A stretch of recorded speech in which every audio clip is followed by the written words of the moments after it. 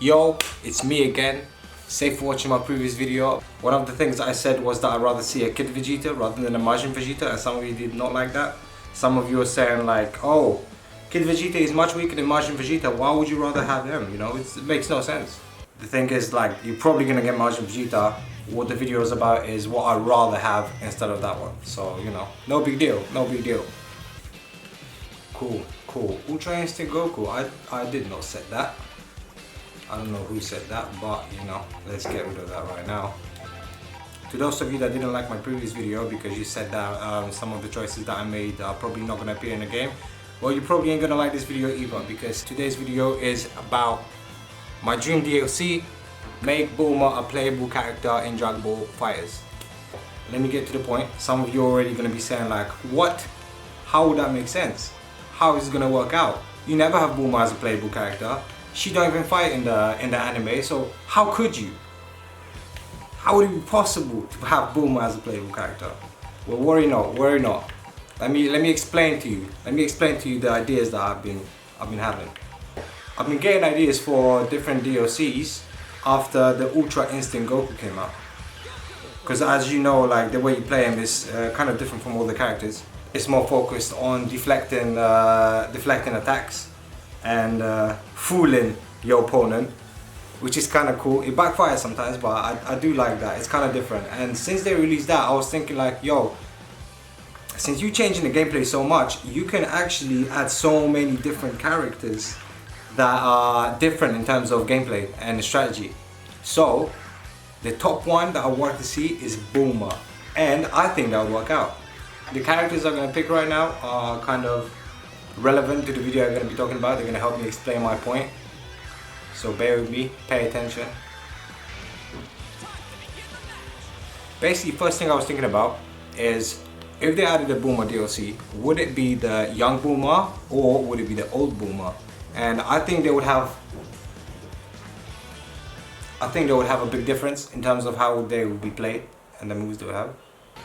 But for this video, I decided to focus on the old Bulma, you know, because I think her moves will be more varied and it will be more interesting to see how, you know, to see how she plays. She's there from day one, since the start of Dragon Ball. She appears throughout all of them. You know, she knows all the other characters. She comes with help, and I think it will be nice. I think it will be fresh if you put her in. What other games do you see Bulma as a playable character? Not many, if any. The first thing I want to talk about is moveset.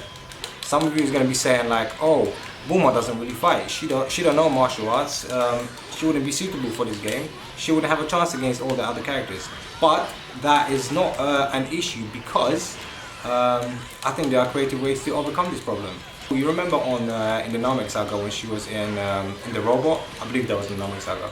She was in the robot, and I think this is one of the ways that you can add a character to the game. Just put her in a massive robot and have her fight like this. You know, she's just controlling it from the inside, so you know it will be a bigger character and a slower character. But that's one way you can do it with. Boom! Look at the size difference. Like, if you had Bulma in like a big size robot, it wouldn't be that much different from the huge body. You could get away with it. Plus, her attacks and her skills could be more to do with gimmicks instead of actual fighting. You know, like in Budokai Tenkaichi, you had Mr. Satan be a character, and he had all this jetpack and all these tricks to use instead of actual fighting. You can do the same with Bulma. Like, in the anime, she appears with all them gadgets and all these, you know, devices she prepares for the main characters, and I think you could put that in the game really nicely. Instead of doing punches, you can have capsules and stuff like that, stuff that attacks the opponent. Stuff that other characters don't really do that much. You know how Krillin has the Senzu Bean? Boom. You see this? Boom, and he catches the Senzu Bean. That could be a similar kind of thing, you know, how Bulma works. She has a gadget or she has a capsule, she throws it out and it changes. And you could do that. It's a popular game, and it looks like it keeps being improved. So I don't think it's impossible for it to happen. The second reason why I think Bulma will be a cool DLC, especially the older Bulma, is because of the assists. And let me give you an example. That's why I chose Videl for this video. Bless, you see the Great Saiyaman, yeah? You see how he comes out and helps Videl? And Android 18 has the same thing. When same thing where Android 17 comes out and helps. You see this? You see the Great Saiyaman come out? This could be a cool thing with Bulma. Like, imagine how many people she knows and how many other characters she has a relationship with that could be cool assists. Like, one of them obviously could be Vegeta. Like, imagine, you know, we have Bulma and you have Vegeta coming out with his like side attacks, helping her out. That would be cool. But two of the more interesting ones, I think, that would be more suitable, because you see Vegeta all the time in this game, you know, so we're kind of fresh to have someone different. The first interesting assist could be Whis. You know how she makes the dessert and she makes the food, and that's how she contacts him and he comes to her.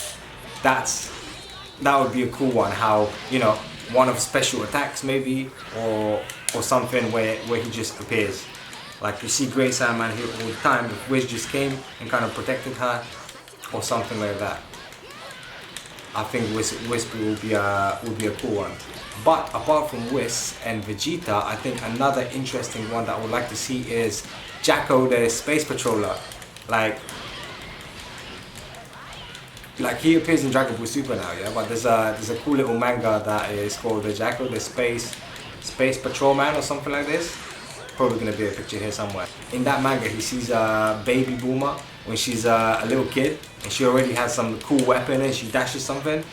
And he appears now as well in Dragon Ball Super, and I'm glad that he is. And the relationship is kind of funny, you know. She uses Vegeta to scare him, and she uses kind of blackmail tactics to get Jacko on her side. If she was a playable character in this game, Jacko would be a sick assist. He can come in his spaceship, or with his weapons, or with his quick moves, because he's quick and he's strong and his vision is kind of cool. So I think he would be a cool helper. Look at this. Boom. See that combo? Jacko and Bulma. Imagine that. Sick DLC.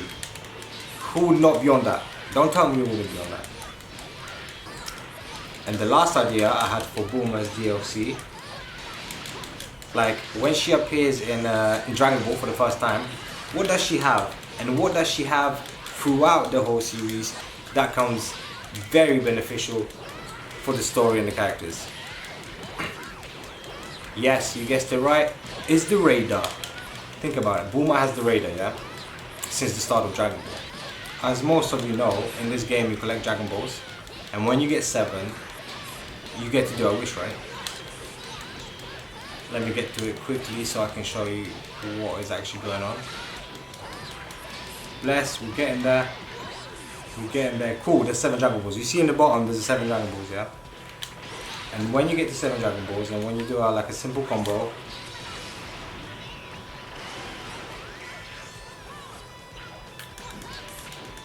cool, you see this?